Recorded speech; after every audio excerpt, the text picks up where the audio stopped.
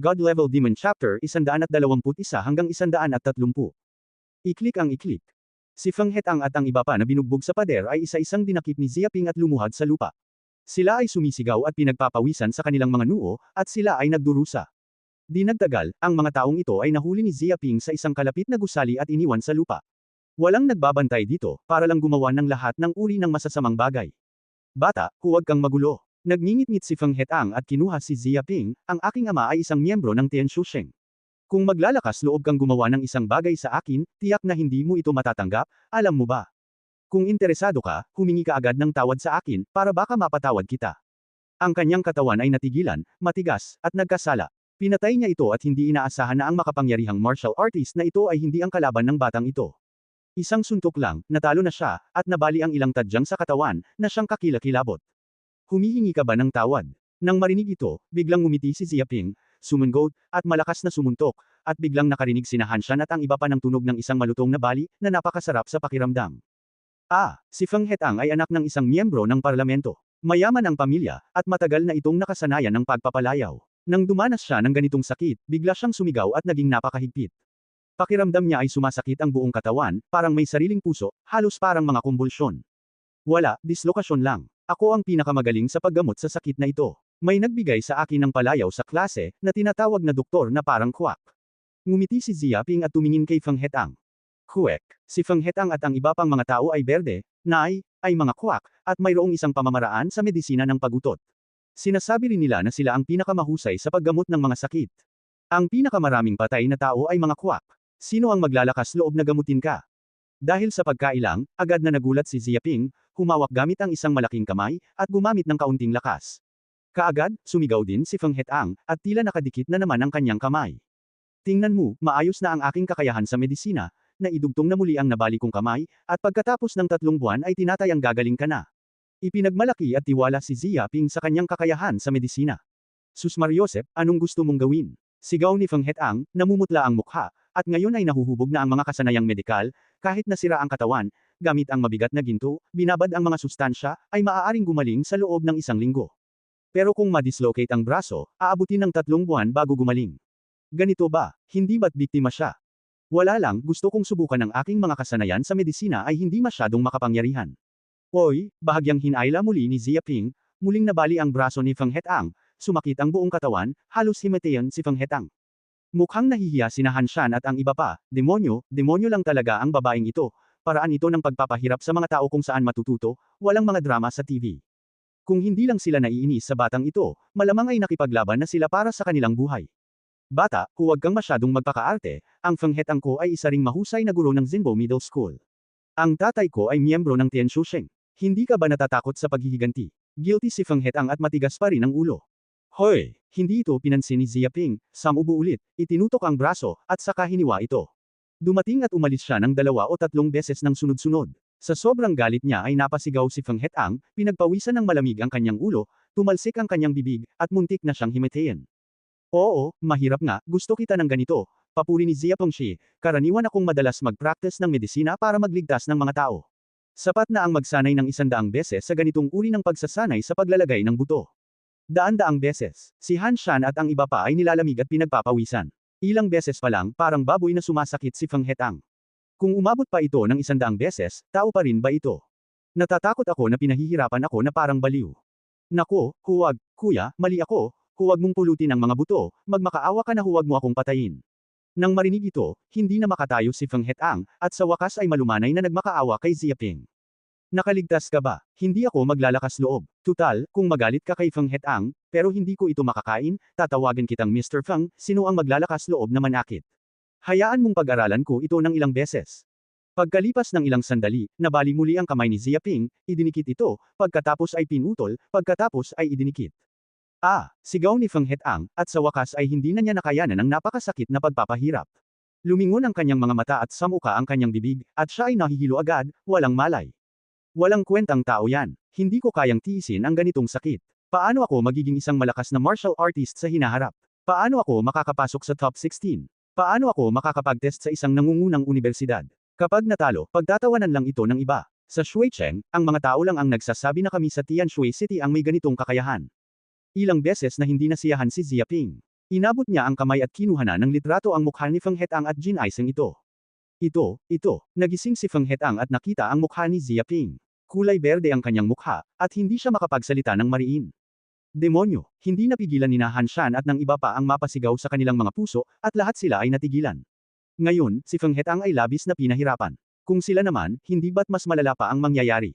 Biglang nanlamig ang kanilang mga paa, at sila ay natakot. Hindi nila kayang magalit kay Xia Ping. Kuya, iligtas mo kami sa panganib. Mali tayo, hindi kilala ng mga mata ng aso si Tai Shan. Patawarin mo kami sa pagkakataong ito, magpapasalamat kami kay Dade sa hinaharap, at iiwasan mo rin ang bahay na ito. Kung gusto mo ng pera, magkano ang ibibigay namin? Wala kaming pera, kaya mas marami kaming pera. Nahihiya sina Han Shan at ang iba pa, nagmamakaawa para kay Xia Ping, sa takot na pahirapan tulad ni Feng Hetang. Pasensya na po sa awa ninyo. Kumislap ang mga mata ni Xia Ping, mas gugustuhin ko pang humingi ng awa sa aking mga kaaway. Mas gugustuhin ko pang magtiis ng sakit. Ayaw kong isuko ang laro. Ayaw kong umalis. Maaari mo bang sabihin sa akin kung bakit ganito? Hanggat agad na pinindot ni Feng Hetang ang buton, lilito ang kalapit na mga tauhan ng paligsahan, at ang mga taong ito ay maliligtas, at hindi na sila patuloy na pahihirapan ni Xia Ping. Pero ayaw nilang pindutin ang buton ng tulong, ayaw nilang umatras sa laro, na lubhang kakaiba. Ito, kumurap si Feng Hetang at ang iba pa, halatang ayaw sagutin ang tanong na ito.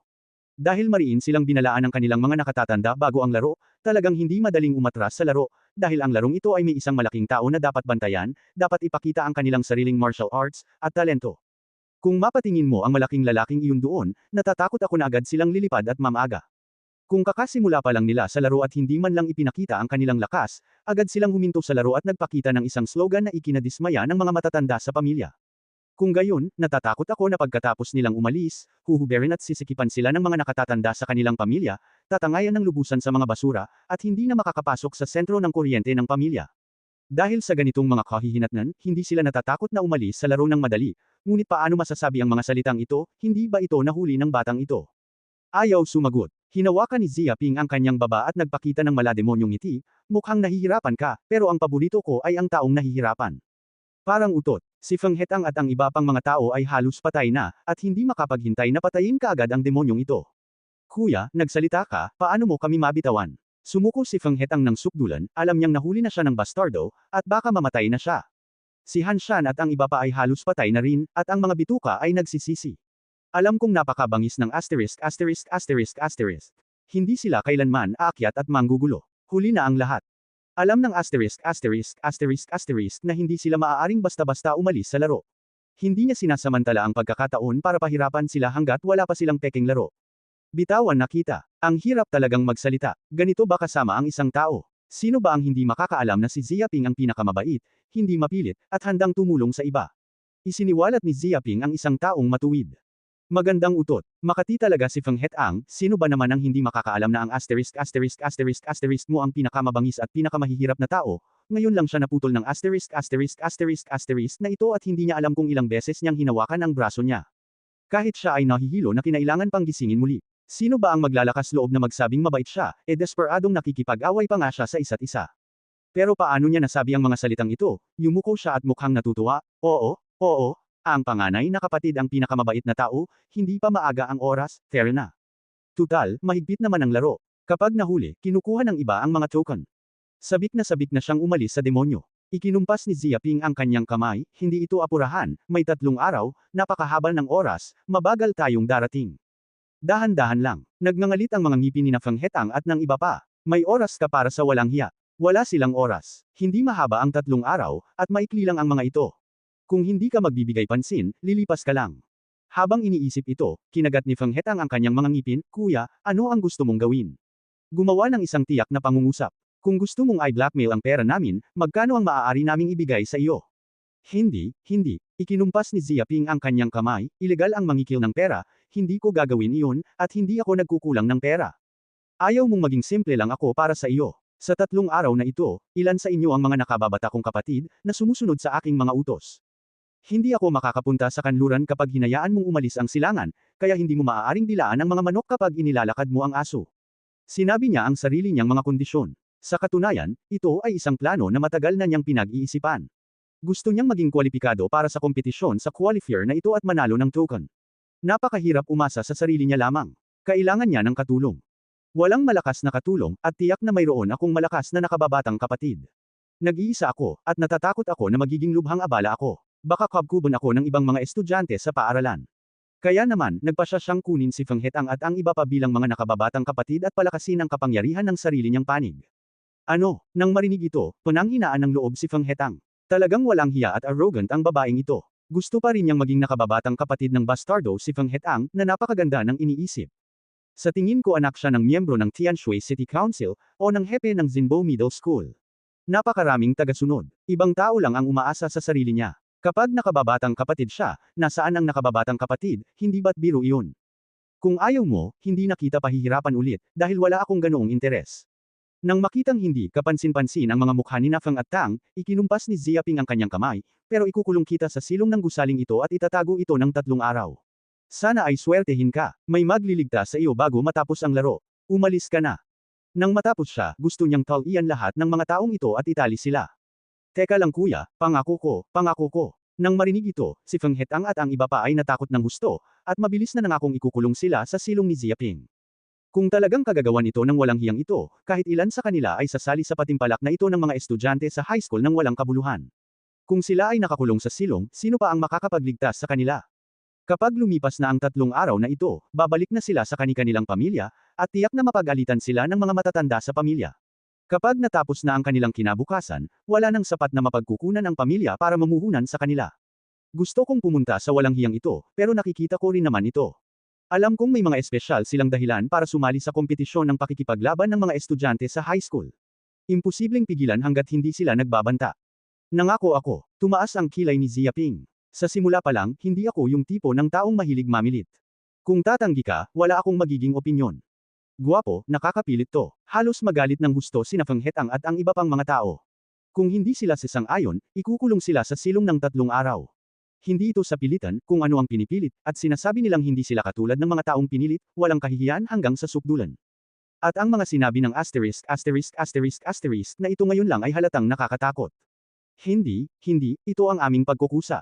Oo, saan ba ito napipilitan, pwedeng maging ang nakababatang kapatid sa nakababatang kapatid, magiging masaya ulit tayo, pribilehiyo natin ito.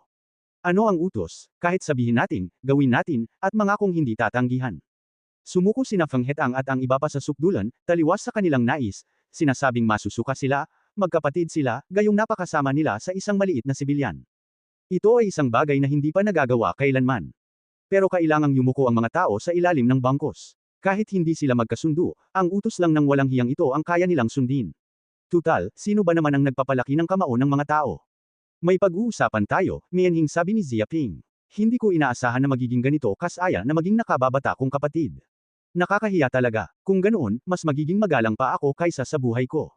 I-install, ipagpatuloy ang pag-install. Labis ang pagkainis ni Feng Hetang at ng iba pa, at inakala nilang tatawagan sila ng **** bilang isang nakababatang kapatid, at hindi sila makakapayag.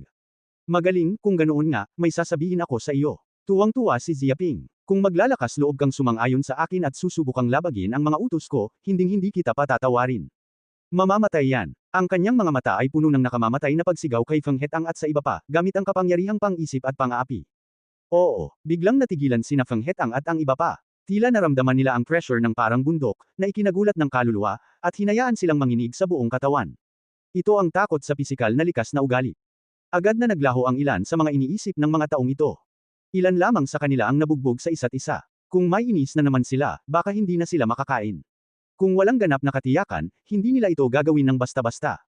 Mabuti, bahagyang ngumiti si Ziaping, kung gayon, bibigyan kita ng unang order, at agad na hahanap ng malaking truck, at lahat ng pagkain sa ilang kalapit na lugar ay kokolektahin.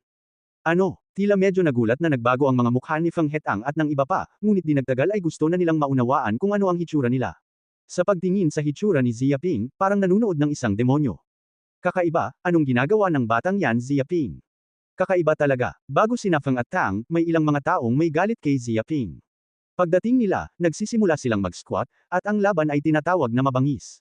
Ngayon ang mga taong ito ay napakatalino, parang isang nakababatang kapatid. Ang mga taong ito ay binugbog at tinatayang tapat ang mga aral. Pero nagbukas lang sila ng van at naglibot-libot sa kalye. Hindi ba sila takot makasalubong ng mga halimaw sa kalye? Hindi, naghahanap sila ng supermarket at naghahanap ng pagkain. Aalis na ako, ang mga na ito ay hindi pumupunta sa mga halimaw isa-isa, kundi pumupunta sa supermarket para ibuhos ang pagkain dito. Nagugutom na ba sila? Gutom na ang laro bago pa man magsimula. Gusto mo bang kumain? Mayroon bang pupunta para babalaan sila? Isa itong paligsahan ng pakikipaglaban, hindi isang palabas ng pagkain. Napansin ng lahat ng nakapanood ng live na palabas sa TV ang mga kilos ni Zia Pingren. Nakita kong nakakita sila ng dalawang malalaking truck sa kalapit na mga kalye. Nagwawali sila ng nag-uunahan, at baliw nilang inilikas ang mga pagkain mula sa mga supermarket. Ang simulation city na ito ay napakamakatotohanan, hindi lamang mayroong iba't ibang mga gusali, maging ang mga kotse, malalaking truck at iba pang mga sasakyan, ay matatagpuan sa mga tindahan ng lungsod na ito, at maging ang pagkain. Gayunpaman, ang mga bagay na ito, na orihinal na mga tagapag-ayos ng kompetisyon sa pakikipaglaban, ay palihim na nagbigay sa mga kalahok ng isang uri ng suporta, ngunit ang ilang mga tao ay maaaring mag-isip nito, ang ilang mga tao ay hindi maaaring mag-isip nito. Sa loob ng ilang oras, kumikilos si Zia Pingren, hindi naghahanap ng mga token, kundi nagmamaneho ng malalaking truck sa tatlong kalapit na lugar, baliw na tinatapon ang pagkain ng isang supermarket, at hindi naiwan ang asterisk. Tapos halos mapuno na ang dalawang malalaking truck, tumigil sila sa pag-arte, nagmaneho papunta sa isang kalapit na villa area at naghanap ng isang marangyang villa na pansamantalang matitirhan. Sa puntong ito, madilim na ang langit. Naiintindihan ko. Sa live broadcast platform, biglang sumigaw ang isang manunood, taksil ang batang ito, tinatapon ang pagkain sa kalapit na lugar, walang makain ng ibang tao, tapos hindi naman maghihirap ang ibang mga kalahok. Totoo, kailangan nilang manatili sa kunwaring lungsod na ito ng 3 araw. Ang enerhiyang kailangan ng militar para kumain araw-araw ay kahanga-hanga. Kung hindi mo ito kakainin, magugutom ka ng husto. Kung hindi mo ito kakainin ng 1 araw, magugutom ka. Kung hindi mo ito kakainin ng 3 araw, kailangan mong pumunta sa ospital. Inagaw ng batang ito ang mga pagkain ito. Saan pa may bahagi ang ibang mga mandirigma? Gusto niyang magutom sa ibang mga kalahok. Masyado itong taksil, at gusto niyang mag-isip na kasuklam-suklam. Nang makarinig ako ng paalala mula sa isang manunood, napagtanto rin ng ibang tao na ang taksil na paraan ni Zia Ping para gawin ito ay ang pag-alis ng laman ng pagkain sa 3 lugar. Malinaw na gusto niyang gutuman ng buhay ang ibang mga pumapasok. Alam mo, saan nanggagaling ang enerhiya sa militar? Ang sagot ay pagkain. Sa pamamagitan lamang ng pagkain ng mga pagkaing may napakalaking enerhiya mapapanatili natin ang pangunahing konsumo ng enerhiya ng militar, at mapapatupad pa ang batas na gawing nakakainis na katawan ang enerhiyang ito ng pagkain. Kung mas malakas ang mandirigma, mas maraming enerhiya ang kailangan nitong ubusin. Ang ilang malupit na mandirigma ay nakakakain pa nga ng 10 baka sa isang kainan, at hindi ito kayang kainin ng karaniwang pamilya. Kaya nga, may kasabihan na ang mayayaman at ang mayayaman ay mayaman. Siyempre, sa alamat, may ilang mga dalubhasa sa martial arts na nakarating na sa kaharian ng lambak, kayang lamunin ang aura ng langit at lupa bilang enerhiya ng katawan, hindi na kailangang kumain ng pagkain ng mga ordinaryong tao, kahit na hindi ka kumain ng 100 araw. Ngunit malinaw na ang mga estudyanteng ito sa high school ay hindi pa umaabot sa antas na ito, at kailangan nilang kumain ng maraming pagkain araw-araw. Napakatalino ng batang ito, at kailangan pa niyang pumunta para kunin ang token, kundi para maghanap ng pagkain. Sinasabi rin ng mga aklat pangkasaysayan na sa mga huling araw, ang pagkain ang pinakamahalaga. Kung sino man ang may kontrol sa pagkain, kung sino man ang may kontrol sa karapatang magsalita, alam ng batang ito ang tunay na kahulugan. Nakakainis ang ibang mga kalahok. Kung wala ang mga pagkain ito, kahit manalo pa sila ng mga token, siguradong gutom pa rin sila. Tutal, kailangan nilang tumira sa lungsod na ito ng 3 araw. Maraming manunood ang nag-uusap tungkol dito. Gayunpaman, may ilang sumagot, napakahusay talagang kontrolin ang pagkain, pero magagalit din ang ibang mga kalahok. Kung malalaman ito ng ibang mga kalahok, matatalo sila. Totoo iyan. Sa tingin ko, ito ay isang sunod-sunod na laro. Ang paghahanap ng maraming pagkain ay hindi lamang makakapagpagutom sa ibang mga manlalaro, kundi makakairita rin sa kanila, at natatakot akong makubkob sila. Kahit na napakalakas nitong si Zia Ping, kaya ba nitong labanan ang galit ng napakaraming kalahok? Hindi naman siguro, maiisip ng batang ito ang hakbang na alisan ng laman ng pagkain. Hindi mo ba naisip yan? Sa tingin ko may iba pa siyang kalkulasyon, at maghihintay at titingnan ang lahat. Maraming tagapakinig ang nag-uusap, hindi nila alam kung ano ang ginagawa ni Zia Ping. Hindi ganoon kadaling gustuhin na mamonopolyo ang napakaraming pagkain. May pagkain, iyon ay ang may-ari ng lupa, ang matabang tupa. Kung may baril, ito ay isang warlord. Kung may pagkain, ito ay ang overlord. Sa oras na ito, sa villa, kakaiba rin sina Feng Hetang at ang iba pang mga tao. Hindi rin nila maintindihan kung bakit gagawin ni Zia Ping ang katangahang ito at kinakamot ang lahat ng pagkain, ngunit makakairita ito sa ibang mga kalahok. Kung magkakaisa ang mga kalahok na iyon, natatakot ako na baka hindi na makakain at makalakad si Zia Ping. Kuya, hinalugog mo na ang lahat ng pagkain sa 3 kalapit na lugar, at kahit ang mga natira ay wala pang natira. Kung kilala ka ng iba, natatakot akong magdudulot ito ng malaking gulo. Maingat na pinigilan ni Feng Hetang ang sarili. Anong malaking problema? Pinaikit ni Ziaping ang kanyang mga mata. Nagatubili si Feng Hetang, at sinabing, baka mairita ang ibang mga kalahok at hayaan silang pumunta sa pinto para maghanap ng mali. Para lang sila magalit. Mahinahong sabi ni Ziaping, alam na alam niya ang ginagawa niya. Tanging isang kalahok lang ang makakaapekto sa tatlong kalapit na lugar, at maaaring hindi naman talaga magdulot ng gulo sa maraming kalahok. Pero ang tunay niyang layunin ay makuha lang ang halaga ng puot, hindi ang inisin ang mga taong ito, paano niya makukuha ang halaga ng puot. Para lang malinaw na malaman ng mga estudyanteng iyon ang kanilang ginawa, nag-iwan pa siya ng sulat sa supermarket. Siyempre, hindi niya ito sasabihin para sa ganoong layunin. Ang baliw na lalaking ito. Nang marinig ko ito, napahiya sina Feng Hetang at ang iba pa. Ang dahilan kung bakit nila hinanap ang mga pagkain ito ay para lang magalit ang ibang mga kalahok. Hindi ito baliw o kung ano paman. Kung magkakaisa ang mga nagugutom, nangangamba akong mahaharap nila ang pagkubkob ng tatlong kalahok sa rehiyon. Ang mga kalahok na ito ay mayroon ding hindi bababa sa 5 o 6 na raang katao. Siyempre, hindi lahat ay nakakaalam ng balitang ito, maliban na ang ilan ay natanggal. Sa sobrang layo, hindi bababa sa 100 tao ang guguluhin si Ziaping. Kayang gawin ito, para lang sa kasiyahan, nakakabaliw. May ilang panghihinayang sina Feng Hetang at ang iba pa. Kung kasama nila ang baliw na ito, maaaring mapagod pa nga sila, ngunit sa bangkang ito ng magnanakaw, hindi sila maaaring tumakbo nang hindi tumatakbo. Unti-unting dumidilim ang kalangitan. Sa kunwaring lungsod, maraming kalahok ang maingat na naglakad patungo sa supermarket. Sira-sira ang kanilang mga damit at may dugo pa nga. Malinaw na dumanas sila ng maraming paghihirap. Paminsan-minsan, may isang kakilakilabot na halimaw sa kalye, nagpapatrolya sa paligid ng lungsod. Kung aksidente mo itong matagpuan sa tabi ng mga halimaw na ito, tiyak na kukubkuban ka, at mamamatay sila. Ang buong lungsod ay nasa krisis. Nako, masyadong malakas ang halimaw. Siyempre malakas, iyan ang leopardong may isang sungay, ang halimaw ng lakas ng militar, na siyang kalaban nito. Ang tagapag-ayos ay isang metamorphosis lamang. Sa totoo lang, ang token ay inilalagay sa ilalim ng ulo ng leopardong may isang sungay na ito. Sa ganitong paraan, sino pa ang makakakuha nito? Noong nakaraan, naghahanap ng leopardong may isang sungay, hindi ba't kamatayan ang hinahanap nito? Maraming estudyante ang labis na napinsala. Gusto nilang mahanap agad ang token at kunin ang token, ngunit sino ang mag-aakala na ang halimaw na nagbabantay sa token ay napakalakas, ngunit kaya nitong tapatan ang halimaw ng mandirigma. Dati-rati may isang grupo ng mga tao na pumupunta sa daan-daang tao, at sila ay malubhang nasugatan ng unicorn leopard. Hinayaan nilang tumakas ang mga taong ito kahit saan, at halos mapatay ang 100 ng malas. Mabuti na lang at laging nasa tabi ng mga organizer at nasadyep ang mga estudyanteng ito, kaya naman nailigtas sila mula sa kamatayan, ngunit kahit na ganoon, naalis pa rin sila. Kahit hindi napatay ang iba pang mga tao, halos nasugatan pa rin sila.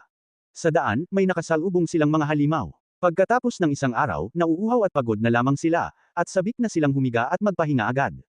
Hindi maaari, mahirap talagang makakuha ng token. Tinatayang mas maraming tao ang kailangang magtulungan upang umasang matalo ang leopardong may isang sungay. Pumupunta pa rin kami sa kalapit na supermarket para maghanap ng makakain. Hindi pa ako nakakain isang araw, gutom na gutom. Walang paraan para makipaglaban sa sikmura mo. Isang estudyante ang nagsabing kumulo ang kanyang tiyan. Tama, naaalala ko na parang may malapit na supermarket, kung saan maraming pagkain, tinapay, burger, instant noodles, french fries, biskwit, ham, at iba pa, na dapat ay ihanda para sa atin. Ano pang hinihintay mo? Gutom na ang tiyan ko. Maraming estudyante ang dahan-daang naglalakad, maingat na iniiwasan ang mga halimaw sa kalye, at di nagtagal ay nakarating sila sa isang malaking supermarket sa malapit, isa-isang tuwang-tuwa na pumapasok, naghahanap ng pagkain. Pero pagdating nila sa supermarket na ito, lahat sila ay natigilan. Pupunta ako, ang linas na ng supermarket na ito, naaalala ko kaninang umaga, puno ng mata ang linlin, puno ng pagkain ang mga stand, magnanakaw ba ito? Nang makitang walang laman ang supermarket na ito, kalahating berde ang mukha ng isang matangkad na estudyante. Kung wala silang pagkain, mamamatay ba sila sa gutom? Siguradong may magnanakaw, tingnan mo ang lupa kahit wala ang buhok, nakawin mo pa ito ng higit pa sa mukha mo, at maging malinis ka kapag umalis ka. Sigurado akong ang magnanakaw na ito ay may maraming taon ng karanasan, at ang lugar na ito ay matagal na niyang napuntahan. Isang matabang estudyante na puno ng kalungkutan at galit, habang nakatingin sa walang laman na supermarket, gusto na lang niyang umiyak. Walang ibang pagkain sa buong lungsod maliban sa supermarket. Kahit na napakalakas ng mga tagapag-organisa, hindi nila kayang itago ang pagkain sa bawat lugar, at hindi naman ito kinakailangan. Sa katunayan, sa supermarket lang sila naglalagay ng pagkain, hindi sa ibang lugar. Nabubunot ng buhok ang mga gansa, ito ang mga gansa na nabubunot. Sinong anak ng pagong ang gumawa ng ganitong kasamaan, pati ang buong supermarket ay inilikas, kumain ba siya ng ganito karami mag-isa? Hindi takot mapatay. Walang hiya ka, walang hiya, huwag mong sabihin sa akin kung aling paaralan ang gumagawa nito. Sa totoo lang, kumakain lang tayo ng iisang pagkain para kumain ng ganito, halatang gusto na nating magutom.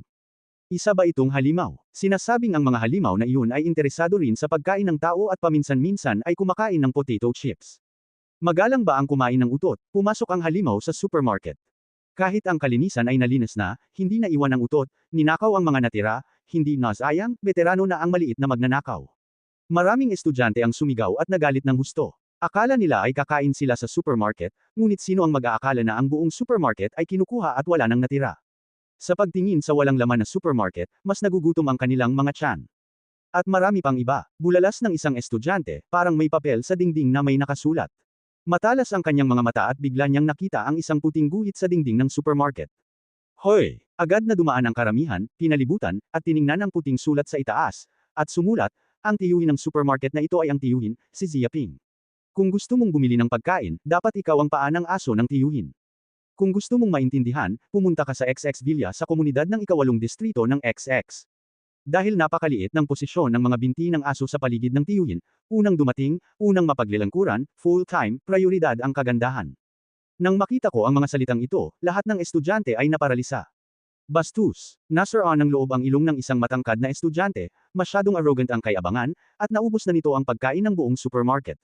Para makagawa ng ganoong kasamaang bagay, nang ahas akong mag-iwan ng sulat, at ako mismo ang gumagawa nito. Masyadong arrogant ang magnanakaw. Sa totoo lang, ngayon lang siya nakakita ng ganito ka-arrogant na tao sa buong buhay niya, na lampas sa kanyang imahinasyon. Pagkatapos ng lahat, ang magnanakaw ay nagnanakaw ng mga bagay, na hindi palihim, dahil sa takot na malaman ng iba, ngunit ang asterisk na ito ay hindi pareho, natatakot na hindi alam ng iba, hindi lamang ituro ang kanilang sariling mga pangalan, kundi pati na rin ang kanilang sariling address. Hindi ito tinatawag na kay-abangan, ang tinatawag na kay-abangan ay ang pagiging mayabang, malinaw na wala sila sa paningin nila. Gusto ko pa rin na maging paa ng aso tayo, unang dumating, unang mapaglilangkuran, pero dapat din nating unahin ang kagandahan. Nagalit ang isang estudyante ng pambansang mukha, ano ang gusto mong gawin dito, gusto mo bang pumunta rito para pumili? Kapag lolo ka na, emperador ba? Paalang ng aso ang maibibigay natin sa kanya. Walang hiya hanggang sa sukdulan. Akala ng babaeng ito, pagkatapos maghanap ng pagkain, hinawakan niya ang kamay natin at pinilit tayong maghanap. Mula sa isang itlog, kung ako talaga ang magiging paa niya, mababaligtad ang pangalan ko bilang pananahi ni Feng Xiao.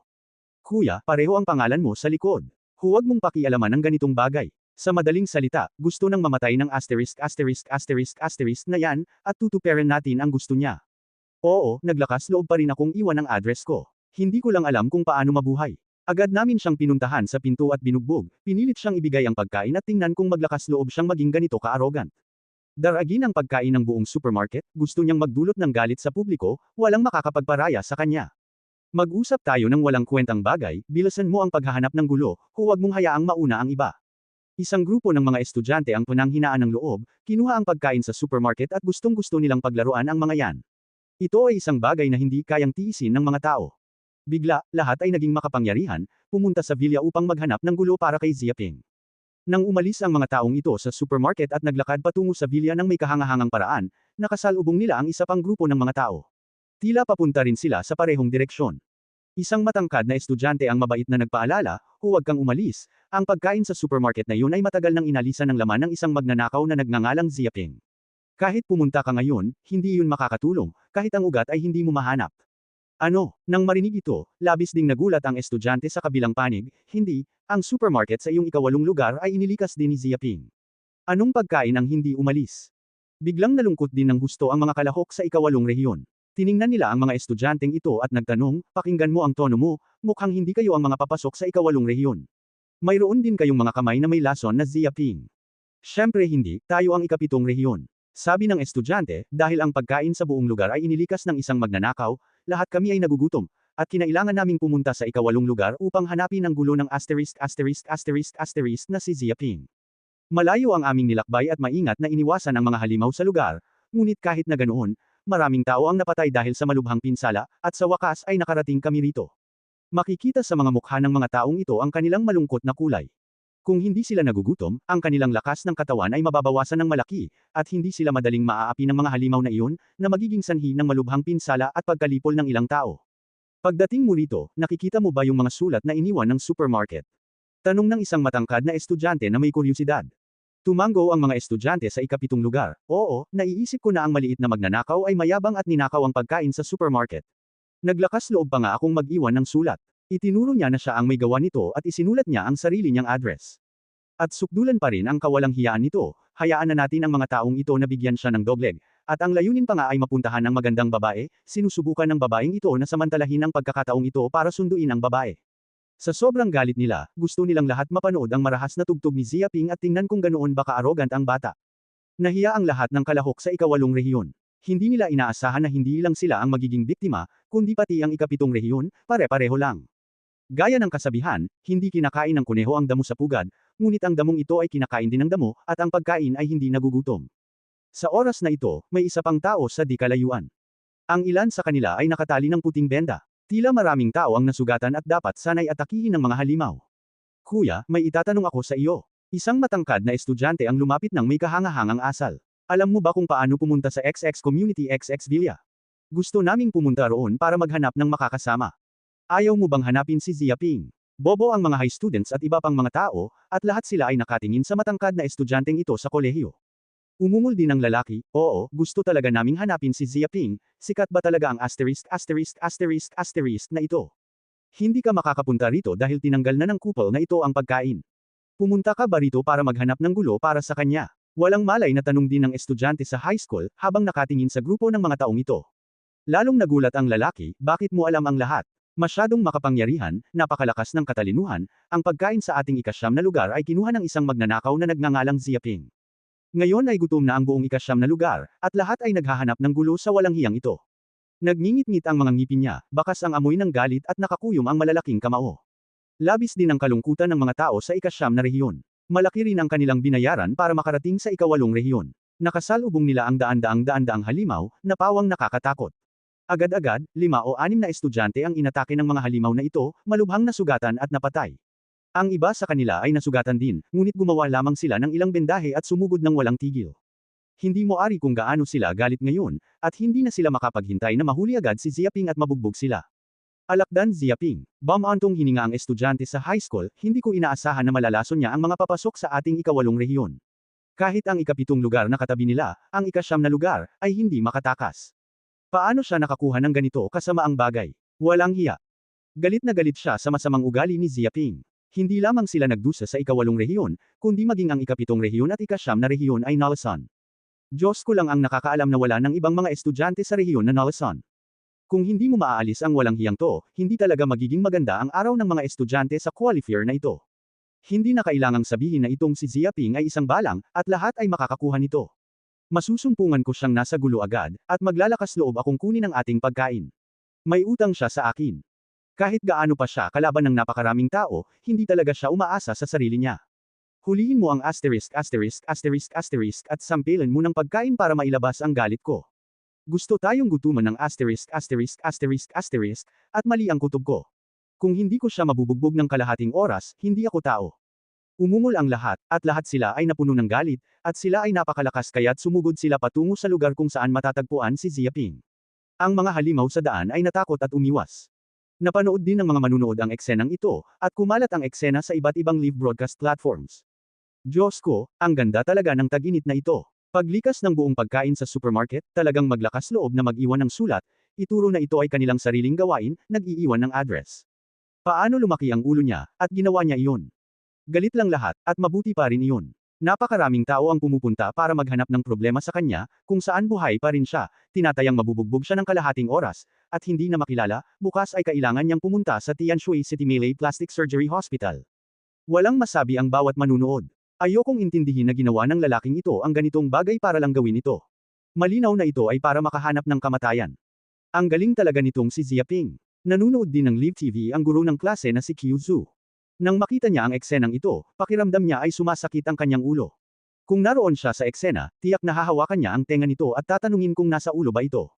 Haha, alam kong mahilig mamatay si Zia Ping, pero hindi ko inaasahan na magiging ganito pala ito katanga. Hindi ba? Hindi bababa sa daan-daang tao ang naghahanap ng gulo, lahat sila ay mga piling tao, at tiyak na matatalo ang batang ito.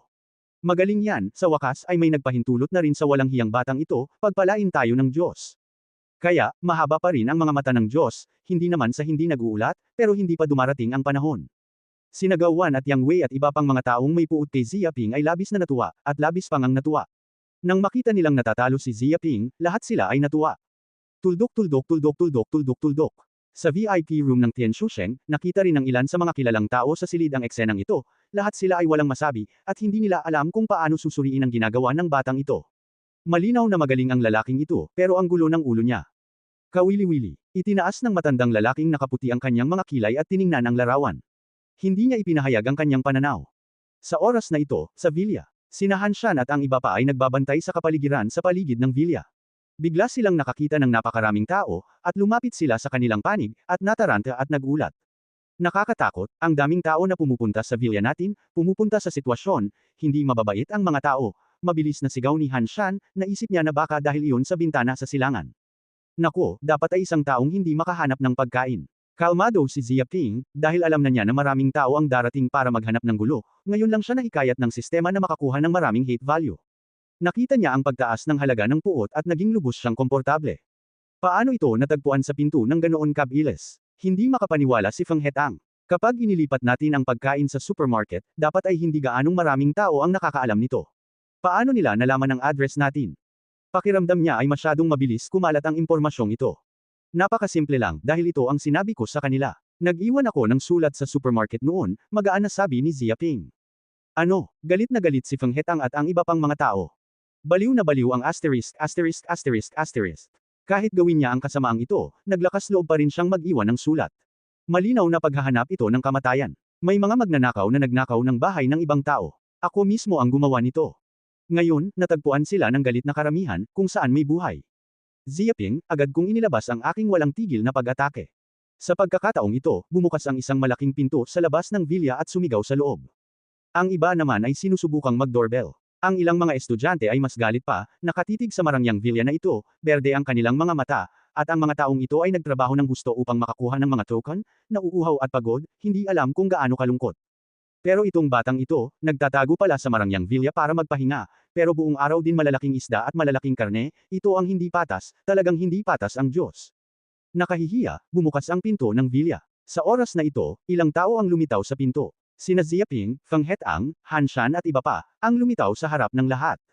Maingay, alam mo ba kung malaking gabi ito? Nakakaapekto ba ito sa kalidad ng tulog ko, kaya mo ba yan? May kalidad ba? Hindi nasiyahan si Xia Ping, may hawak siyang piraso ng tinapay na may mantikilya, at kinain niya ito. Biglang kumalat ang mabangong amoy sa paligid. Isang grupo ng mga estudyanteng matagal nang nagugutom at hindi pa nasa hustong gulang ang agad na nakaramdam ng pagkalam ng kanilang mga tiyan, berde ang kanilang mga mata, at nakatitig sila sa tinapay, at sabik na silang makuha ito agad.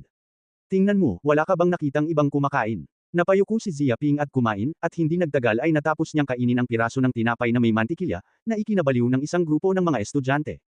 Agad na tumayo ang isang matangkad na estudyante at sumigaw, Xia Ping, agad mong ibigay ang pagkain hinanap mo at ipamahagi ito sa lahat. Dapat ka ring humingi ng tawad sa amin, upang mapatawad namin ang iyong mga kasalanan. Kung hindi, hindi ka makakakain ngayong gabi. Tinitigan niya ng masama si Xia Ping, ang mga mata nito ay napakabangis, parang lobo. Oo, humingi ka agad ng tawad at ipamahagi ang pagkain. Gusto ring sakupi ng basura ang pagkain sa 3 lugar, gusto mo nang mamatay. Kung hindi ka yuyuko at hihingi ng tawad, paluan ka namin ng kalahating haba. Kailangan mong malaman kung ano ang maaaring kunin, kung ano ang hindi maaaring kunin, at kailangan mong maunawaan ang mga patakaran. Isang grupo ng mga estudyante ang sumisigaw kay Xia Ping, puno ng galit at mga kaaway. Nakita ni Feng Hetang at ng iba pa ang daan-daang estudyanteng sumisigaw sa kanila, nakatitig sa kanila, tinakot ang kanilang mga binti, at kinubkob ng napakaraming tao.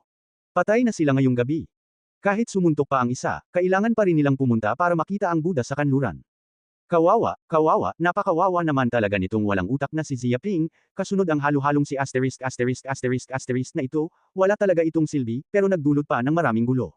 Gusto nang tumakbo ni Feng Hetang palabas ng bahay, pero ngayon napapaligiran na siya ng napakaraming tao, kahit gusto pa niyang makatakas, imposibleng mangyari iyon. Xia Ping, buong pagmamalaking tinitigan ng matangkad na estudyante sa kolehiyo si Xia Ping, at ibinaba ang isang malaking kamao, kunin mo agad, asarol mo ako, at ipasok mo sa pantalon ko. Kung hindi, hindi mo maiisip ang mga kahihinatnan. Hindi sapat na maging hari ka lang dahil gusto mo ring monopolyahin ang pagkain sa 3 rehiyon. Hoy! Sa isang kisap mata, biglang gumalaw ang katawan ni Xia Ping, na parang isang bagyo, walang kabuluhang binaril, ang isang paa sa katawan ng matangkad na estudyante sa kolehiyo na ito, 10,000 libra ng higanteng enerhiya ang sumabog, na parang binagsakan ng bahaang pampang. Kasabay ng isang malakas na kalabog, lumilipad ang matangkad na estudyante na parang bola ng kanyan, at sumalpok sa karamihan. 5 o 6 na estudyante ang sunod-sunod na lumipad at sumigaw. Sa wakas, kinuskos niya ang lupa ng 12 ng metro, umupo sa kabilang pader, at sumigaw ng ilang beses, hindi kayang tiisin ng sementadong pader na ito ang malaking impact nito, may mahigit 12 ng bitik, at gamulong pababa ang graba. Ikaw. Natakot ang matangkad na estudyante. Nakaramdam siya ng matinding sakit na kumakalat sa buong katawan. Nanginginig ang kanyang mga daliri at itinuro si Ziaping. Hindi siya makapaniwala na nang-ahas ang bata na gawin ito mismo. Ang mas lalong nagpatakot sa kanya ay hindi niya alam kung kailan binaril ang bata at hindi siya makareact. Hoy! Tumawid si Ziaping ng 10 metro sa loob ng ilang hakbang at biglang lumapit sa matangkad na estudyante sa kolehiyo. Tiningnan niya ito ng ganito, gusto kong daanan ang pantalon mo, humingi ng tawad sa iyo, at humingi ng sapat na pera. Nagsasalita ka na ngayon, hindi pa ba ako sapat? Nahihiyang hamampas siya ng hamampas, at ang tusong nakayuko sa mukha ng estudyante, namamaga ang kanyang mukha, at may 2 o 3 ngipin na may halong dugo sa lugar, kaya't lumipad siya palabas. Pero sabihin mo nga sa akin na hindi ako sapat. Ilang beses pang sinampal ni Ziaping ang estudyante, at sa wakas ay hinampas ang paa nito, at nabali ang kaliwang binti nito. Nabali agad ang buto at nabali sa 2 o 3. Ano? Sumigaw ng sumigaw ang matangkad na estudyante, parang baboy, bumubula ang bibig, bumantong hininga sa leeg, at hindi siya makapagsalita, at agad na nawalan ng malay. Magsalita ka, bakit hindi mo sabihin? Hinihintay ko ang sasabihin mo. Ilang beses, sinampal pa si Ziaping ng ilang beses. Nang makita ito, hindi napigilan ni Hansha na sabihin, Kuya, natulala siya sa iyo, at hindi niya masabi kung gusto niya. Nakita ni Feng Het ang na lahat ay mahiyain. Ang demonyong ito ay isang demonyo. Kung hindi siya sisang-ayon, siya ay magiging may kapansanan. Kahit na nahihilo siya, mabigat pa rin ang kanyang mga kamay. Nakakapangilabot iyon. Nang maalala kong pinahirapan pala ako ng walang hiyang ito, bigla siyang nakaramdam ng kilabot. Ziaping, tulungan mo ako. Natigilan ang mga estudyanteng iyon at sinigawan si Ziaping. Masyadong mapang-asar ang gago at ninakawan ng pagkain. Ang mga nang-ahas na bugbugin sila sa publiko ay sadyang walang pag-aalinlangan. Kung hindi nila tinuruan ng bastardo, hindi sila tao. Tigilan mo na ako. Tumayo si Ziaping at tiningnan ang mga estudyante ng may paghamak. Sa tingin mo ba ay nagtipon kayo ng isang grupo ng mga tao? Kapag pumunta kayo sa vilya ko sa makapangyarihang paraan, mapipilitan ba ninyo akong mapilitan? Masyadong inosente. Hindi mo man lang naisip kung bakit ako nang ahas na mangolekta ng pagkain mula sa 3 rehiyon, hanapin ito, at hindi na natili si asterisk. Napakasimple lang ng dahilan, hindi ako natatakot sa sama-samang pagsisikap ng inyong basura. Paano kung magkasama tayo? Nakatayo ako rito at hindi gumagalaw, hinahayaan kitang matalo, hindi mo ako maaaring hayaang umatras. May ilang langgam na nagsama-sama at iniisip na kaya nilang hamonin ang elepante. Masyado kang mayabang. Dinurog niya ang mga manunood, ang kanyang katawan ay naglalabas ng malakas na hininga, ang kanyang kapangyarihang pangkaisipan ay mapang-api, at ang hangin ay sumisipol, sa paningin ng lahat ay parang isang hindi malalampasan na bundok. Mukhang natigilan sina Hanshan at ang iba pa. Hindi man lang nila naisip ang kamatayan. Napakayabang ng batang ito. Kahit na maraming tao ang manggahas na magsabi ng mga ganoong salita, hindi ba sila natatakot na maglabas ng galit sa publiko? Sigaw ko sa ika-18 henerasyon niya, sino ba ang mayabang? Nakakahinga naman ako ng maluwag. Mga langgam tayo, elepante siya. Ang pinakamalaki sa lahat ng kalokohang ito ay ang larangan ng martial arts, at napakarami nating taong mas mahina kaysa sa kanya. Hindi naman malaking bagay yan, at napakalaki ng tono. Nangangahas akong sabihin na kung matatalo tayo, hindi natin siya maaaring hayaang umatras. Ano ba ang akala niya sa kanya? Si Wu Sheng ba yan? Dahil gusto na niyang mamatay, tutuperin natin ang kahilingan niya, bubugbugin natin siya hanggang mamatay, at titingnan natin kung kaya pa rin niyang maging matigas ang ulo. Maraming estudyante ang natigilan sa mga sinabi ni Ziaping. Lahat sila ay sasabog sa tindi ng kanilang kaba. Sa harap ng napakaraming taong nagtutulungan, hindi lang sila natatakot, kundi nang ahas pa silang manlay ng personal at hamakin sila. Kung hindi nila ito bibigyan ng kaunting kulay, pagkatapos ng laro, sino pa ang makakabili ng mga ito?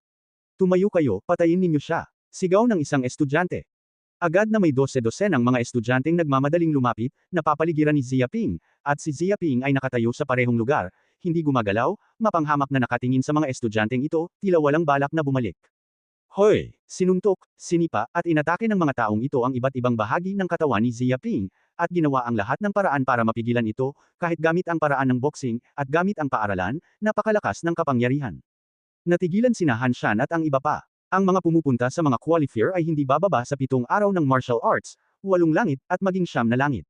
Lahat sila ay piling tao at mayabang. Kahit na ang siyam na malalakas na tirano sa martial arts ay makaharap ng napakaraming taong umaatake, kailangan pa rin nilang tumakas. Kung mahuhuli sila, halos patay na sila. Diretso silang ipapadala sa ospital para sa agarang paggamot sa loob ng kalahating taon. Maaari ba silang iligtas, o dalawa? Pero itong batang ito ay nakatayo pa rin sa parehong lugar, hindi ba niya sinasadyang lumaban? Pero paano nalalaman nina Han Shan at ng iba pa ang kapangyarihan ng North Meditation? Mas malakas na pamamaraan ito. Ang kapangyarihan ng parehong antas ay hindi makakasakit kay Xia Ping. Sa halip, bibigyan siya nito ng mas maraming kapangyarihan at gagawing mas malakas. Noong panahon ng Isla ng mga Hayop, si Lin Baobao, ang pinuno ng grupo ng mga cheetah na may kasamang kalahating hakbang na mandirigma, ay hindi siya hinayaan na saktan. Pagkatapos ng 2 linggong paglilinang, naging mas malakas na si Xia Ping ngayon. Ang mga atake ng mga estudyanteng ito ay tanging kilati lamang ang maibibigay sa kanya, na tumutulong sa kanya na matuno ang enerhiya ng pulang prutas na dugo na nakatago sa kaibuturan ng kanyang katawan. Paano nangyari yun? Bakit ayos lang ang batang to, walang utot? Matapos ang mahabang panahon ng pambubugbog, isang estudyante ang bumagsak dahil natuklasan niyang ang **** na si Xia Ping ay nakatayo pa rin, hindi gumagalaw, at kahit isang maliit na peklat sa kabilang panig ay hindi na magawa. Nang tumama ang kanilang mga kamao sa taong ito, tila ba ito ay isang espongha. Lahat ng lakas ay nasipsip at nalinas, at walang maaaring mapanira. Matapos mabugbog ng matagal, maayos naman ang batang ito, pero isa-isa silang napagod. Tutal, gutom na gutom sila buong araw, uhaw at pagod, at wala pa ring natitirang lakas. Matagal ko nang sinabi yan, mga langgam lang kayo. Tumayo si Xia Ping nang magkahawak kamay at kumalma, kung tatayo ka rito, matatalo ka, wala akong makukuha, hindi ako actress ng kalahating hakbang, kilalanin ang katotohanan, isa ka lamang basura. Ang mga salitang ito ay parang mga martilyo, at ang pambobomba ay nasa puso ng mga nangungunang estudyante ng mga paaralang ito. Ang mga estudyanteng ito ay hindi kabilang sa nangungunang 10 maestro ng paaralan. Matagal na silang sanay sa pagiging mahusay. Sanay silang talunin ang mga taong mas mahina kaysa sa kanilang sarili. Kapag ginawa nila ang lahat ng kanilang makakaya, hindi nila matatalo ang isang kaaway. At ang kabilang panig ay hindi gaanong mas malakas kaysa sa kanya, tanging ang martial arts na kayang gamitin sa 8 araw na operasyon. Hindi ako naniniwala, hindi ako naniniwala. Hindi ako isang basura, hindi ito maaaring maging isang basura. Sus Mariosep, hindi ako naniniwalang malakas ka talaga, hindi kita matatalo. Ibagsak mo ako, ibagsak mo ako. Isang grupo ng mga estudyante ang natigilan, naudyukan na magalit, ginamit ang buong katawan, at binomba ng walang pakundangan ang katawan ni Xia Ping, at ang mga kamao ay parang selyo, upang gamitin ang kanilang pinakamalaking potensyal sa buhay na ito. Pero ang puwang ay ang puwang, parang isang hati, tofu at pagsusumikap, malamang na hindi ito mas matigas kaysa sa bakal. Matagal silang nagbugbugan, ngunit wala talagang naramdaman si Xia Ping, sa halip ay hinayaan niyang patuloy na tunawin ang enerhiya ng kanyang katawan, palakasin ang nakakainis at malakas na katawan at ugali ng katawan. Sa huli, ang kanilang lakas ay humihina ng humihina, at hindi sila makagawa ng malakas na suntok. Naramdaman din ni Xia Ping na nangyayari ito. Ang mga nangungunang estudyanteng ito ay walang epekto ng cultivation. Bigla silang naiinip na nagsabi, matagal na panahon na mula nang huli kayong maglaro, at wala kayong paraan para umatras. Ayoko nang makipaglaro sa iyo nito, hayaan mo akong maglaro. Isang putok, sa sandaling ito, mga kamay ni Xia Ping, parang isang Tyrannosaurus, sumasabog mula sa 10,000 libra ng kapangyarihan, isang mapanirang katatakutan. Isang suntok, biglang may mga 5 o 6 na estudyante ang sumabog isa-isa sa sementadong pader, hindi mo ito mahagilap. Sa isang paa, may ilang mga estudyanteng sabay-sabay na sinipa, lahat ay nakabigti sa malalaking puno sa tabi ng kalsada, at wala silang lakas. Gam-ulong, sumugod si Xia Ping sa karamihan, ginamit ang mahusay na boxing, suntok at sipa, at lahat sila ay natural at napakalakas. At ang mga estudyanteng iyon ay matagal nang natatalo ni Xia Ping, dagdag pa ang uhaw at pagod. Ang katawan ay walang lakas, sa harap ng dragon at mabangis na si Xia Ping, paano sila makakaharang? Isa-isang sumisigaw, binubugbog at halos patay na, lahat ay natutamba sa lupa. Ito, mukhang natigilan sina Han Shan at ang iba pa, dahil pagkatapos ng ilang paghinga, ang mga taong ito na naghahanap ng ipis ay pawang nabugbog sa lupa, na parang isang lawa ng putik.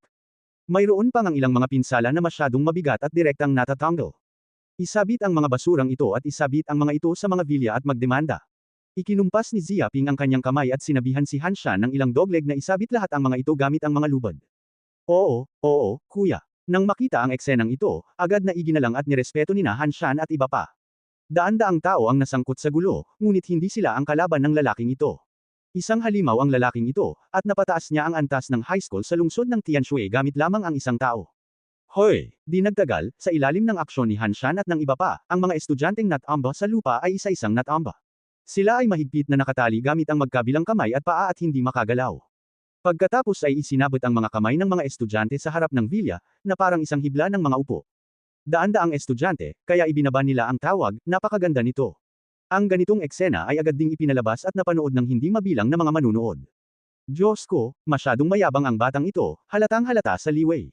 Daan-daang estudyante ang pumunta para hanapin ang mga ipis, hindi ang mga kalaban ng batang ito, pero binugbog sila sa gilid at pinagalitan sa publiko. Si Liwei ang batang ito, pero ang mga estudyanteng ito ay kakilakilabot. Nakita na ako ng napakaraming tao, at sa tansya ko ay wala na ang mukha ko. Uri rin ito ng pamumuhay, iniisip na hindi na kailangang magbayad para sa abala, mayroon pa palang ganito kagandang bagay sa mundo. Utot, sino ang unang manggulo? Maraming manunood ang nakasaksi sa eksenang ito, lahat sila ay natigilan at natulala. Hindi pa sila nakakita ng ganitong eksena. Daan-daang piling estudyante ang na-hire. Ito ay sadyang hindi pa naririnig. Gayunpaman, sa ganitong paraan, agad na kumalat ang paksa sa buong lungsod ng Tianshui, at tumataas ang mga rating, at nagngitian ang mga kawani ng istasyon ng TV sa isa't isa. Tinatayang ang mga rating ng Tianshusheng High School Fighting Competition ang dapat na pinakamataas sa mga nakaraang taon. Nailagay pa pala ng bully na ito ang mahiwagang kamay niya sa ibang paaralan, nakakakilabot talaga. Mayroon bang makakapagparusa sa kanya? Sa totoo lang, arrogant pa rin siya. Sayang naman, kung hindi mo matalo ang walang hiyang ito, itinataas at ipinapakita pa rin ito sa publiko. Ipinagpatuloy ito ng walang hiyang ito. Kung magpapatuloy ito, hindi ba't niyuyurakan niya ang estudyante sa high school sa lungsod ng Tianshui, hayaan mong tawagin ng lalaking yan ang hari para mangibabaw. Noong mga oras na iyon, basang-basa niya ang babae, nasaan tayo? Magsama kayo. Nakita ni Yang Wei at ng iba pang mga taong nalasan ni Xiaoping ang eksenang ito, pawang kalungkutan at galit, at nagdulot ng kaunting lungkot at pighati, gayon din ang naramdaman nila para sa mga itinaas. Kailan ba, napahiya rin ako sa walang hiyang si Xiaoping na ito, pero hindi ko siya matulungan. Isipin mo ang mga nangungunang estudyante sa mga pangunahing universidad na ito, mas kawawa pa sila kaysa sa kanila, kahit sa harap ng napakaraming tao ay pangit sila, may isip mo kung gaano karaming tao ang susunod na kukutsain. Nagngangalit ang kanilang mga ngipin, umaasang may makakapagparusa kay Xiaoping, ang walang hiyang maton, at hindi siya maaaring hayaang mapahamak ng ganito. Tuldok. Pero mabilis na lumipas ang gabi at wala nang ganoong tao. Nagnilay-nilay si Xiaoping sa kanyang kwarto, at ang isang pagsasanay ay isang gabi lamang.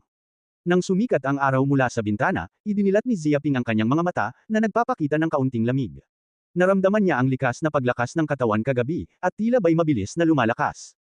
Boom! Sa isang iglap, nabuksan ang kanyang ikasyam na meridian, at ang likas na ugali ng pagtaas at pagbaba ng tubig ay sa wakas ay dumaan sa ikasyam na meridian, at siya ay na-promote sa Martial Arts 9 Heavens.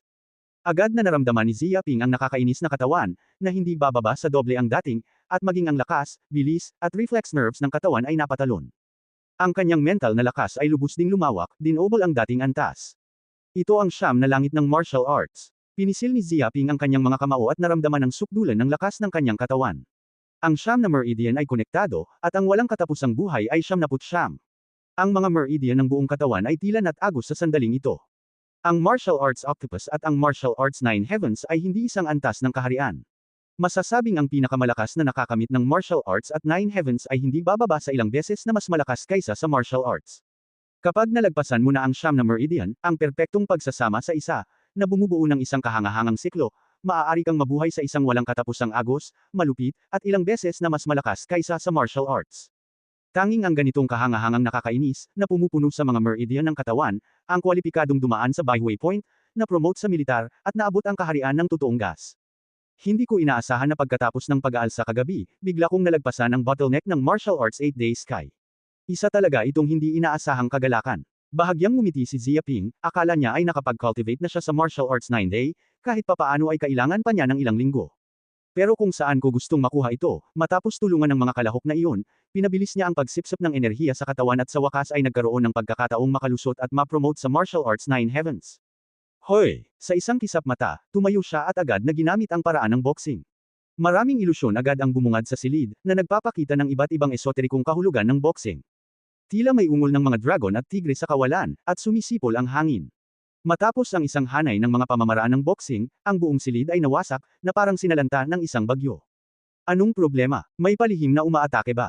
Ang boses na iyon ay ikinabahala rin nina Han Shan at ng iba pa. Nasa kabilang kwarto silang lahat, nagmamadaling lumapit para manood isa-isa. Agad nilang nakita na puno ng kalungkutan ang kwarto ni Xiaoping at inakala nilang ito ay isang palihim na pag-atake. Gayunpaman, hanggat nakikita ko ang bangis ni Ziaping kagabi, na may lakas pa rin ang loob na umatake, ay hindi takot sa kamatayan. Hindi ito palihim na pag-atake. Isa lamang itong magandang umaga. Kaunting interes at pagsasanay ng martial arts. Kalmado at relax si Ziaping. Pakiramdam niya ay napakasaya ng kanyang katawan. Tila bawat selula ay naghihiyawan at puno ng lakas. Talagang pambihira ang promosyon sa Wudou Jiushangtian. Pakiramdam niya ay mahigit doble ang lakas niya kaysa dati. Tinatayang kahit na darating ang malakas na tauhan ng militar, maaaring hindi siya matakot. Siyempre, haka-haka lamang ito. Hindi naman talaga siya lumaban, at hindi niya alam. Hindi yan kuya. Nagsimula akong magsanay ng martial arts kaninang umaga. Masyado itong mahirap at masipag. Hindi na nakakapagtaka na napakalakas nito. Si Feng Hetang ay napakahusay at nakakaakit, at lahat ay bumubuo ng isang nakakondisyong reflex.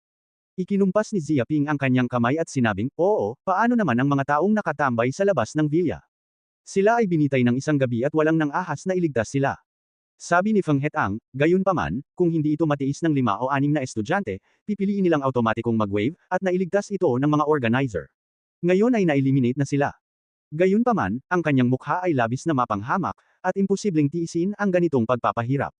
Halos imposibleng umakyat sa mas mataas na larangan ng martial arts sa hinaharap. Masasabing ang mga umiiwas dito ay wala na sa hinaharap.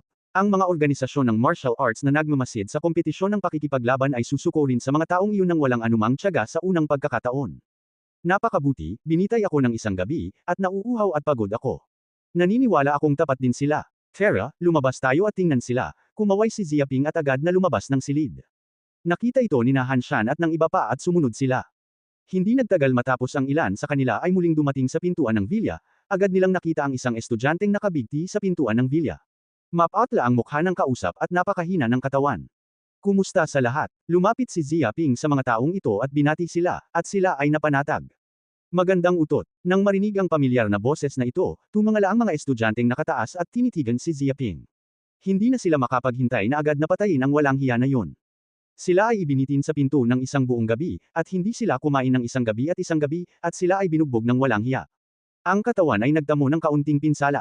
Naiisip ko kung gaano sila kalungkot. Masasabing hindi nila malilimutan ang kagabi na ito. Ito ang pinakamahirap na gabi sa buhay na ito. Kung hindi sila matatakot, sila ay matatanggal. Ito ay magiging sanhi ng masamang pagsusuri ng ibang mga organisasyong pang-martial sa kanilang sarili. Sumuko na sila sa laro. Ziaping, ano ang kailangan mo? Isang estudyante ang nagmura, nasa alanganin kami para sa inyo, hindi kami tama, pero hanggang kailan ninyo kami gustong bitinin dito? Gusto nyo ba kaming bitinin hanggang sa matapos ang laro? Pinapanood ng lahat si Ziaping. Kung talagang balak gawin ito ni Ziaping, agad nilang isusuko ang laro, o kung hindi ay mananatili sila rito, ngunit pahihirapan lamang sila. Tinatanong kita, hinawakan ni Ziaping ang kamay niya at tumayo ng hindi gumagalaw, at nagtanong, kagabi, pumunta ako sa supermarket para bumili ng mga pagkain ito. Mag-isa lang ako, bubugbugin kita, nagseserbisyo ka ba? Tiningnan niya ito ng ganito, mahinang pinagmamasdan. Nag-serve ka na ba? Utot ka. Nang marinig ng mga estudyanteng ito ang mga salitang ito, lahat sila ay nagalit ng halos mamatay, binugbog sila at hiniling na huwag silang masiyahan. Malinaw na ang ibig nitong sabihin ay ipahiya sila. Gayunpaman, naiintindihan din nila na kung maglalakas loob silang tumanggi, natatakot ako na hindi kailanman bibitawan ng batang ito ang mga taong ito. Gusto lang ng lalaking ito na pilitin silang ipahayag ang kanilang mga saloobin at yumuko. Magsalita ka, hinihiling ng panganay kong kapatid na huwag mong tanggapin ang serbisyo. Hindi ka nagsasalita, hindi ka ba kumbinsido na kumbinsido ka pa rin, pero gusto mo ring tumambay dito ng isang gabi. Sigaw ng paa ng aso na si Feng Hetang, at agad na umakyat at itinuro. Kuya, mukhang hindi pa kumbinsido ang mga to. Mas mabuting magpatuloy na lang sila sa pagbitay hanggang sa makumbinsi sila. Sa tingin ko mas epektibo kung ipagpapalibon mo pa ito ng kalahating oras. Siya nga pala, magbubuhos ako ng kaunting tubig na sili, at sisiguraduhin kong magiging masunurin ako. Nagbibigay din ng mga mungkahi sina Han Shan at ang iba pa. Walang hiya ang mga paan ng aso. Napakalaso naman ng lalaking to, masyadong madilim ang puso ko, at hindi papatayin ng Diyos ang mga taong may itim na pusong to, gusto pa ba nilang mag-isip ng ganito kabrutal na paraan, o mga tao? Nang marinig ko ito, ang mga estudyanteng ito ay pawang berde, at talagang pinahirapan sila ng ganito. Tinatayang hindi pa sila nasa hustong gulang. Maghain ka na, hindi namin kayang gawin ng buo, sa inyo na lang ang pagkain. Pakawalan na natin, alam naming mali, hindi na namin kayo gagahasain. Isang estudyante ang nagluksa at lubos na nakumbinsi, kahit hindi pa rin kontento ang puso, ngunit kahit papaano ay napagsilbihan nga ang bibig. Walang paraan para hindi masiyahan, kailangang yumuko ang mga tao sa ilalim ng bubong. Masarap makumbinsi. Ang paborito ko ay yung tapat na tao. Siyempre, ang ilan sa kanila ay hindi tapat noon. Matapos maturuan ng leksyon, lahat sila ay naging tapat. Labis na nasiyahan si Ziaping. Kumaway siya, ibaba mo sila at hayaan mong umalis ang mga taong ito. Huwag kang manatili rito para impluwensyahan ang lungsod. Hoy! Agad na sinimulan ni Feng Hetang at ng iba pa na tipunin ang mga estudyanteng ito isa-isa. Papalayain na ba tayo nito? Matapos silang mapabagsak, ang mga estudyante ay naging arrogant, at hindi nila inaasahan na bibitawan ni Ziaping ang sarili niya. Mahinang sinabi ni Ziaping, "Siyempre, ako ang pinakanakatuon sa pangako, at sinabing iyon ang pinakamahusay. Bitawan mo ako at bitawan kita." Nagpakita siya ng tingin na parang nasa langit. "Ano pang hinihintay mo rito? Papayagan ka na ni kuya. Huwag kang magmadaling umalis, ayaw mo bang manatili rito para kumain?" Pinalayas ni Feng Hetang ang mga taong ito. Nang marinig ko ang mga salitang, "kain," biglang kumabog ang mga tiyan ng mga estudyante at nakaramdam ng pangit na pangangatawan, dahil hindi sila kumain buong araw at gabi, at hindi rin sila nagugutom. "Maaari mo ba kaming bigyan ng pagkain?" Pinanood ng mga estudyanteng ito si Ziaping ng may sabik na mga mata, dahil ang pagkain sa tatlong kalapit na lugar ay kinuha ng walang hiya, at kahit nagustuhin pa nilang pumunta sa malapit para maghanap, hindi nila ito mahanap. At ayon sa kanilang kasalukuyang pisikal na kondisyon, hindi na sila maaaring tumawid sa tatlong lugar. Mas seryoso pa, kung iiwan mo ang tatlong lugar na ito, makakahanap ka pa ba talaga ng pagkain sa ibang lugar? May mga kayang naghanap din ng lahat ng pagkain tulad ni Ziaping. Hindi sila sigurado. "Utot, bitawan mo na ako, dapat nga magpasalamat ka kay Dade, tapos gusto mo pa rin kumain, hindi ka pupunta sa langit. Masyado ka nang mabait," sigaw ni Han Shan at ng iba pa. Ikinumpas ni Ziaping ang kanyang kamay at pinigilan ang mga taong ito sa pagsasalita. "Gusto mo bang kumain? Hindi ito imposible." Talaga, maraming estudyante ang nanunood kay Ziaping, at sabik na sabik sila. Mukhang magaling magsalita ang lalaking ito. Siguro mabuting tao ito. Maaaring hindi nila siya naintindihan noon. "Siyempre, naniniwala akong alam mo rin na walang libreng tanghalian sa mundo, at kailangan mong magbayad para sa pagkain." Mahinahong tiningnan ni Ziaping ang mga estudyanteng ito. Napalunok ang isang estudyante, "Ano ang gusto mong gawin namin? Hindi ka nito hahayaang gawin ng mga bagay na napakahirap." Sinabi ni Ziaping ang kanyang kahilingan, "Bigyan mo ako ng mga bagay, bibigyan kita ng pagkain, patas lang. Bibigyan kita ng isang tasang instant noodles kapag kinuha kita sa trabaho sa isang araw. Kung may nagawa kang mabuti, mayroon kang merito, maaari kitang gantimpalaan ng isang piraso ng tinapay ayon sa iyong pagpapasya." Ano, nang marinig ko ang mga salitang ito, ang mga estudyante ay pawang berde, at ang kanyang lola, na nagbigay sa kanya ng isang araw para magbigay ng isang tasa ng instant noodles, kahit ang sinaunang Joyupi ay hindi gaanong nakakahiya. Kahit sandali lang silang mawala, sa tingin ko mabuti naman ang lalaking ito. Ang modernong lipunan ay kumukuha ng isang ordinaryong tao at tumatanggap ng 100 barya mula sa federal na pamahalaan araw-araw. Malakas pa rin sila sa martial arts. Mas mataas ang halaga ng paggawa ng mga nangungunang estudyante sa paaralan. Hindi makakuha ng 2 o 300 barya mula sa federal na pamahalaan araw-araw. Pero gusto silang upahan ng na ito gamit ang isang kahon ng instant noodles, at gantimpalaan ang isang piraso ng tinapay ng may merito. Anong klaseng mga biro, mga paraan ng pagsasamantala sa mga tao, ang lahat ng ito ay nakakaakit, at ang mga amo na may pusong maitim ay hindi maihahambing dito. At maganda ang pagkakasabi ng pagkuha ng empleyado. Sa katunayan, gusto ng na maging paa sila ng aso. Maghagis ka na lang ng buto at hayaan silang magmadaling mangagat. Hindi ko pwedeng maliitin ang mga tao. Aba, mga nangungunang estudyante rin sila sa paaralan. Sa hinaharap, lahat sila ay mga elitista sa lipunan. Paano nila maipapangako ang ganitong uri ng katawa-tawa, na isang kahilingan para sa kahihiyan at kahihiyan? "Aalis na ako, ano iyon?" Maya-maya ay may pumayag, at isang grupo ng mga tao ang natulala dahil nakita nila ang isang matabang estudyante na agad na sumigaw, "Nangako ako, at bigyan mo ako ng makakain. Kung hindi ako kakain ulit, mamamatay ako sa gutom." Hinawakan ni Ziaping ang kanyang baba, "Magaling, dahil ikaw ang unang mangako, may malaking premyo. Makakakuha ka ng 2 tasa ng instant noodles araw-araw." Itinaas niya ang 2 daliri. "Salamat kuya." Pagpapasalamat ng estudyante. Nagbomba na sina Han Shan at ang iba pa, at tuwang-tuwa silang mabigyan ng 2 tasa ng instant noodles. Malamang napahihirapan ng lalaking ito ang mga estudyanteng ito. Sa unang pagsuko, natural lang ang pangalawa at pangatlong pagsuko. Kung ayaw nilang mapatay dahil sa gutom, maaari na lamang silang sumang-ayon sa mga kondisyon ni Ziaping. Sa makatuwid, daan-daang tao na gustong maghanap ng problema ni Ziaping ang sumang-ayon sa kahilingan ni Ziaping at naging pansamantalang paa ng aso.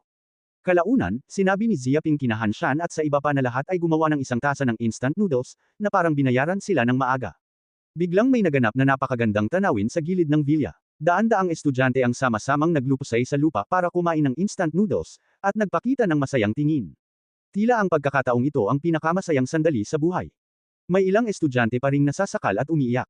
"Diyos ko, hindi ko alam na ganito pala kasarap ang instant noodles. Ang sarap talaga. Bumantong hininga ang isang estudyante habang umiiyak. Mayroon ding mga estudyante na labis na emosyonal, labis na nasa sabik, habang nakatingin sa pansit na nasa kanilang mga kamay, hindi ba? Tingnan mo ang sopas, ang pansit na ito, ang pampalasang ito ang siyang pinakamasarap na pagkain sa mundo, at hindi ito kayang gawin ng chef. Bago ko pa man ito naunawaan bilang junk food, wala akong pakialam doon. Mukhang malaking pagkakamali ito. Tumango rin ang ibang mga estudyante, gutom na gutom sa maghapon at magdamag, at binitay sa magdamag para hipan ang malamig na hangin, baliw na, at eksaherada, kahit kumain pa sila ng balat ng kahoy, pakiramdam nila ay potato chips iyon. Hindi pa kasama rito ang mga pagkain tulad ng instant noodles, tinatayang hindi kayang tapatan ng lasa ng mga bundok at dagat. Kaya, kailangan nating pasalamatan itong si Xia Ping, ipinaalam niya sa atin ang kahalagahan ng pagkain. Nagpapasalamat ako sa utot. Hindi na ako makapaghintay na takpan ng **** ng mga sako at hilahin ito sa isang liblib na daan. Hindi naman sa mahuhulog siya sa isang tasa ng pansit at makakaramdam ng sobrang sarap. Sobrang sakit sa amin, nagpapasalamat ako sa kanya para sa isang tasa ng instant noodles. Nahihiya ka naman. Pasensya na, kaklase ko yung lalaki sa itaas. Kagagaling ko lang galing sa mental hospital. Wala akong oras para uminom ng gamot para makapunta sa kompetisyon. Pero makakasiguro ang lahat na wala siyang problema maliban sa espiritu. Walang problema ang iba. Nay, malaking problema ito. Kung hindi maghihiwalay ang kalaban o ang kalaban, paano kaya ito gagawin? Maraming estudyante ang palihim na nag-uusap tungkol dito, ngunit napakaliit ng kanilang mga boses, sa takot na matuklasan ni Xia Ping, kung hindi ay tiyak na arestuhin at bubugbugin sila. Sa makatuwid, ang bilanggo na tulad nito ay nangangahas lamang na palihim na magpadala ng isang lihim na sumpa. Ang eksenang ito ay natural na nakikita ni Yang Wei, Gao Wan, at iba pang mga taong may mga kaaway sa Xia Ping. Makalangit na Xia Ping, nakikita mo ba kung anong kasamaan ang ginawa ng babaeng ito? Hindi ba? Noong una, ang mga paaralang ito ay mga mahuhusay na estudyante, at ang pamilya ay isang mabubuting paaralan. Kahit na hindi ito isang dagat ng pagkaing dagat araw-araw, mayroong hindi bababa sa 3 putahe at isang sopas. Ngayon tingnan mo na isinabot sila ni Xia Ping sa birtod na ito, at mayroon silang mga punit sa kanilang mga pansit. Ito nga. Kung hahayaan mong si Xia Ping na ito ang maging amo ng kumpanya, hindi mo alam na sasampalin mo pala ang mga empleyado mo, at gagantimpalaan ka ng instant noodles. Hayaan mong maging mapagpasalamat at malungkot ang mga empleyadong ito, kapag naroon ang mga Diyos. Modernong Joe Yupi, hukayin mo ang puso niya at tingnan mo na puro itim lang ang laman nito. Sa totoo lang, bulag din ako. Hindi ako gumagamit ng aircon tuwing tag-araw. Sa taglamig, gumagamit ako ng malamig na tubig para makatipid sa kuryente. Kaya kung magsuot ng damit ng 10 taon. Kung kakain ako sa labas, makakakain pa ako ng malinis na sopas. Gayunpaman, hindi kayang tiisin ng ganitong uri ng kalakal ang kasalanan ko. Malinaw na pinipiga ng **** na ito ang mga empleyado, at hindi pa rin siya sapat para gawin siyang baka. Sinisigawan ni Gao Wan at ng iba pa si Xia Ping, kinamumuhian ng ganitong uri ng karakter. Kung sila ay nasa eksena, tiyak na babangon sila sa lupa at aakayin ng lahat na labanan ang paniniil ng walang hiyang ito. Tuldok. Pagkalipas ng kalahating oras, nagpatuloy ang mga estudyanteng ito sa pagkain ng isang tasa ng instant noodles, ngunit hindi pa rin ito sapat. Isa lamang itong pag-aatubili na makabawi ng kaunting enerhiya, kahit papaano ay hindi nakasinggutom gaya ng dati, at hindi na makagalaw ang ugnayan. At habang sinasamantala ang oras na ito, tinalian din nila ang mga sugat sa kanilang katawan, na maaaring gamitin upang maglaro ng 60 hanggang 70% ng bisa ng labanan. Bilang isang malakas na martial art, ang pisikal na katangian ay napakalakas, at ang ilang maliliit na sugat ay baliwala. Sa katunayan, ang mga estudyanteng maaaring magpatuloy sa pagsali sa kompetisyon ay hindi naman masyadong malala. Kung malala ang pinsala, sila ay aalisin at hindi mananatili rito. Bueno, dahil tapos ng kumain ng lahat, simulan na ninyo ang paggawa. Tumayo si Xia Ping at tumingin sa mga estudyante. Kumurap ang isang estudyante, trabaho. Anong trabaho? Pati ang ibang mga estudyante ay labis na nalilito. Siyempre, kunin mo na ang token. Nagliwanag ang mga mata ni Xia Ping. Mahigit isang araw na ang nakalipas, at ninakaw na ng buong Simulation City ang mga token ng mga halimaw. Kahit na makapangyarihan ang mga halimaw na nagbabantay sa mga token, hindi makikipaglaban ang mga estudyante sa kabilang panig, basta't agawin lang ang mga token sa kanilang paligid. Kaya basta't gagawa ka ng isang trick, at maalis ang mga halimaw na iyon, madali mong makukuha ang token.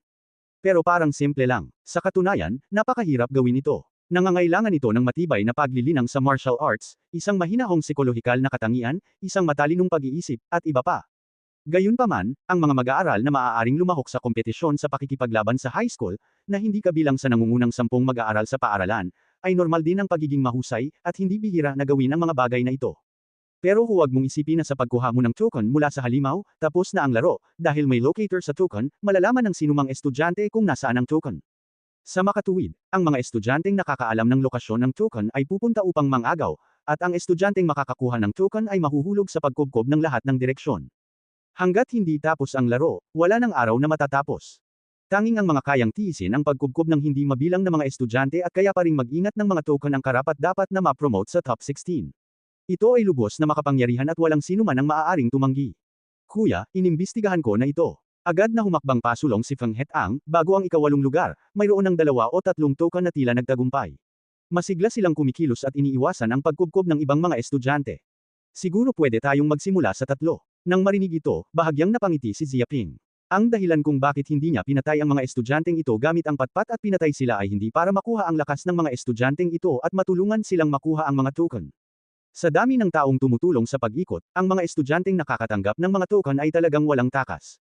Sige, simulan natin sa 3 taong ito. Tiningnan ni Ziaping ang maraming estudyante, kung makakakuha kayo ng 3 token, isa lang ang kailangan ko, at ang natitirang 2 ay ibibigay sa 2 may pinakamaraming pinagkakautangan. Hindi ako susuko. Ano, maraming estudyante ang tuwang-tuwa kapag naririnig nila ito. Ang dahilan kung bakit nananatili pa rin sila sa laro ay hindi para umasa na makuha ang token para makapasok sa top 16. Dati, kung aasa ka lang sa sarili mong lakas, maaaring wala kang makuhang kahit isang token, pero kung aasa ka sa kapangyarihan ng lahat, maaaring hindi ito imposible. Parang kumukurap ang kanilang mga isipan, kahit na ginagamit sila nitong si Ziaping, bakit hindi nila magamit ang pagkakataong ito para makuha ang token? Kapag nakuha mo na ang token, magsisimula na itong Mad Ulush, at hindi mapigilan ng ***** ang sarili niya. Biglang nagbago ang pananaw ng mga estudyanteng ito, at hindi na sila basta-basta gaya ng dati, dahil isa itong malaking pagkakataon. Diablo, nadama ni Feng Het-ang at ng iba pa na ang pagguhit lamang ng isang malaking cake ay magbibigay daan sa napakaraming estudyante na magtrabaho para sa kanya. Hindi ko alam kung wala pa silang token. Lahat ay parang isang bulaklak lamang sa buwan.